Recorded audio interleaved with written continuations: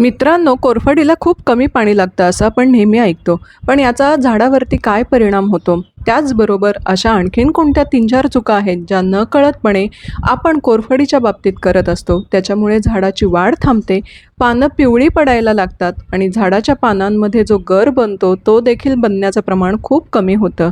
तर अशा या चुका आजच्या व्हिडिओमध्ये आपण बघणार आहोत. त्याचबरोबर ह्या चुका जर तुम्ही टाळल्या तर अगदी 7 दिवसामध्ये कोरफडीचं झाड पुन्हा हिरवंगार होईल.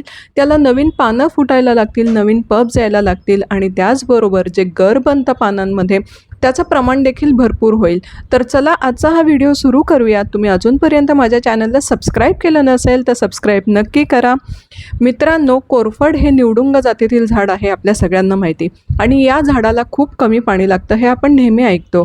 पण त्याच्यामुळं आपण फक्त 15 दिवसातून एकदाच या झाडाला पाणी घालतो आणि त्याचा परिणाम झाडाच्या वाढीवरती होतो. निवडुंग जातीतील झाड असल्यामुळे हे कमी पाण्यामध्ये देखील सर्वाईव्ह करतं, टिकून राहतं.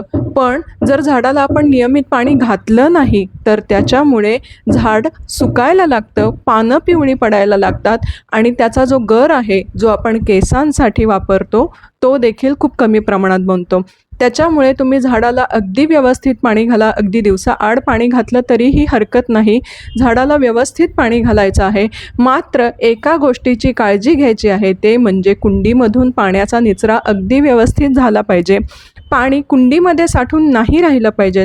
जर मातीमध्ये जास्तीचा ओलावा राहिला तर कोरफडीची मुळं खराब होऊ शकतात आणि तुमचं झाड मरून जाऊ शकतं. तर ही खूप महत्त्वाची गोष्ट आहे मित्रांनो. तुम्ही झाडाला अगदी व्यवस्थित पाणी घाला. दररोज पाणी घातलं तरी हरकत नाही. दुसरी महत्त्वाची गोष्ट म्हणजे या झाडाला 5 ते 7 तास व्यवस्थित सूर्यप्रकाश मिळाला पाहिजे.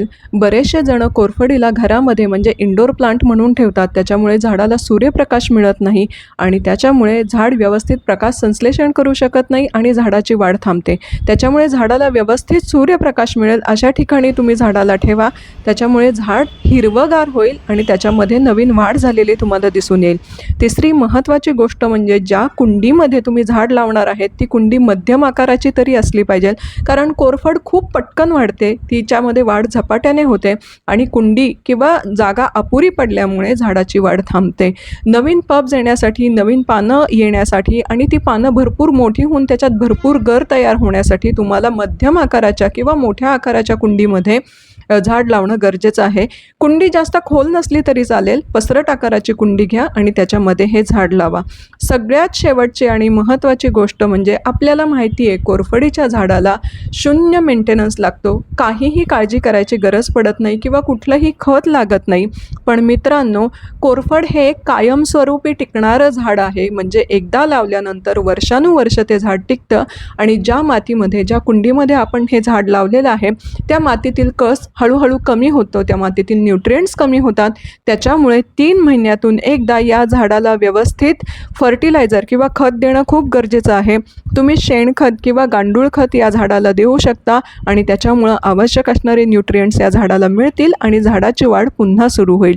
तुम्हाला हा आजचा व्हिडिओ आवडला का मला कमेंट करून नक्की सांगा आणि अशाच उपयुक्त व्हिडिओंसाठी माझ्या चॅनलला लाईक, शेअर आणि सबस्क्राईब करा. पुन्हा भेटूयात आपण अशाच छानशा व्हिडिओमध्ये. तोपर्यंत बाय बाय.